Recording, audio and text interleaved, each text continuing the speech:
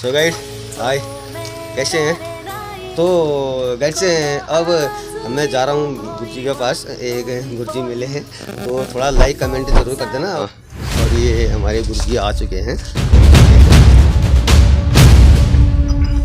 गुरुजी नमस्कार। Hello hello hello, नमस्कार नमस्कार। कैसे सब आप लोग? जैसे कि बबलू भाई ने बताएंगे अभी कि कॉलेज पढ़ाई, इंटर, हाई स्कूल, ग्रेजुएशन, सबसे पहले मैं ये कहना चाहता हूँ कि हमारा पहाड़ का बच्चा, हमारे पहाड़ का, हाँ, हमारे पहाड़ का बच्चा ऑल इन वन दो कैटेगरी का होता है। पहला, जो ज़्यादा पढ़ लिख ले जाता है, 80% स्कोर कर जाता है, वो आगे कॉम्पिटिशन की तैयारी करता है। जो दूसरा बच्चा है, जो बिलो एवरेज रहता है, यानी कि 50% 60%, वो फौज की तरफ भागता है। फौज में भी हमारे यहाँ ऐसा होता है कि हर बच्चा नहीं निकल पाता है।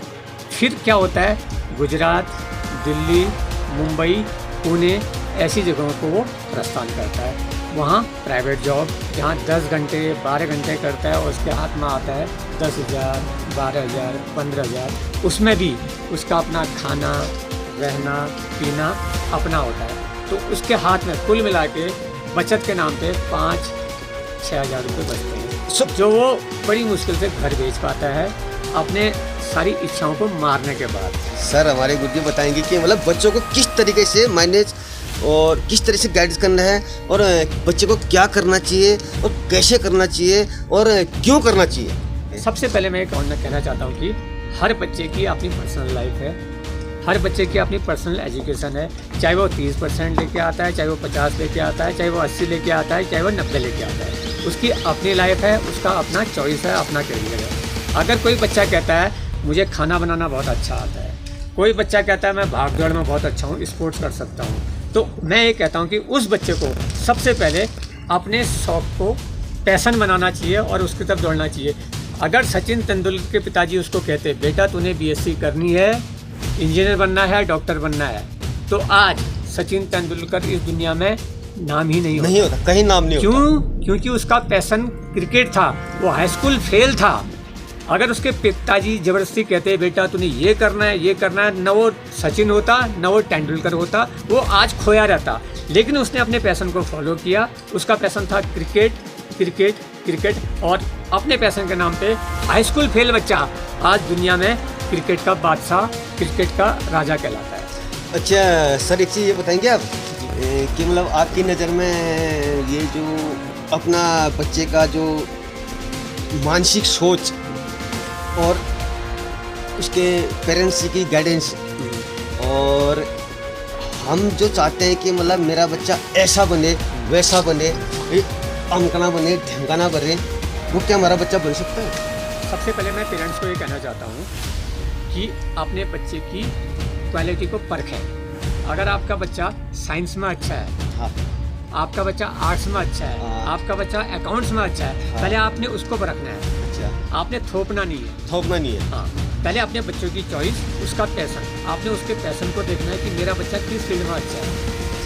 तो गाइड हमें ऐसा लगा, गुरुजी की बातों के हिसाब से ऐसा लगा कि मतलब हमें शायद मेरा भी भूत पहले से माना यही था कि मतलब बच्चे के ऊपर कोई जिम्मेदारी बचपन से नहीं थोपनी चाहिए। बच्चे की जहाँ रुचि, जहाँ उसका माइंड जा रहा है, जिस क्षेत्र में वो है, आप उसकी प्रकृतियों को देखें, आप उसकी कृतियों को देखें, वो क्या चाहता है, क्या कर रहा है, कैसा देख रहा है, किस जगह जा रहा है। उस जगह जाके उस प्रकृति में बच्चे को अगर ढालेंगे तो शायद आपका बच्चा बहुत आगे बढ़ सकता है। तो गुरुजी इसके बारे में आप क्या कहेंगे? मैं एक छोटा सा एग्जांपल देता हूँ। हाँ, पवन राजन। यस, हाँ, अगर उसके पिताजी कहते बेटा तुझे डॉक्टर बनना है तो साइंस साइड ले, ये ले, हाँ, ये तबला ढोलक कुछ नहीं है इनमें, ये नौटंकियां हैं। अगर ये होता, क्या कहते हो, तो आज पवन राजन ने पूरे उत्तराखंड का नाम चमका रखा है हमारे हिंदुस्तान में नहीं, पूरे विश्व में, पूरे वर्ल्ड में। लेकिन उसके पिताजी ने उसको हर पल हर कदम में उसका साथ दिया। आज पवन राजन वही ढोलक, वही कलाकारी, वही गायकी से आज पूरे आप लोगों के बीच दिखाई दे रहा है, वो दिखाई दे रहा है। आप देख रहे हो, उसको पहचान रहे हो। हमारे उत्तराखंड है, हमारे ये कमतौली गांव का है, चिमतौली गांव का है, फलाने गांव का है। वो उसकी नानी कबूतरी देवी, वो माई, वो माता जी, वो नानी उनकी, और चंपावत उसका घर है। लेकिन मेरे को नहीं पहचानते। लेकिन क्या है कि क्यों? मेरा साथ किसी ने नहीं दिया और ना ही मेरे पास सपोर्ट था, ना ही मेरे पास कुछ था। लेकिन उसके बाद क्या होता है कि अगर मेरे पास भी सपोर्ट होता शायद मैं भी उस मेरे छोटे भाई पवनदीप के बराबर मैं भी शायद वो भी हो सकता था। बिल्कुल बिल्कुल हो सकता था। हो सकता था। देखो, आदमी आगे बढ़ता है, कभी कभी होता है उसको सहारा चाहिए होता है, चाहे मानसिक हो, शारीरिक हो या फाइनेंशियली हो, एक सहारा चाहिए होता है। भले पैसा जरूरी नहीं है, धक्का देना जरूरी नहीं है। अगर वो दिल से भी कोई बात के अपने बेटे को बोल दे, बेटा जो तू करना है कर और मैं तेरे पीछे खड़ा हूँ। खड़ा होने का मतलब वो खड़ा होने का मतलब वो वॉल ऑफ चाइना है, चाइना की दीवार हो गई।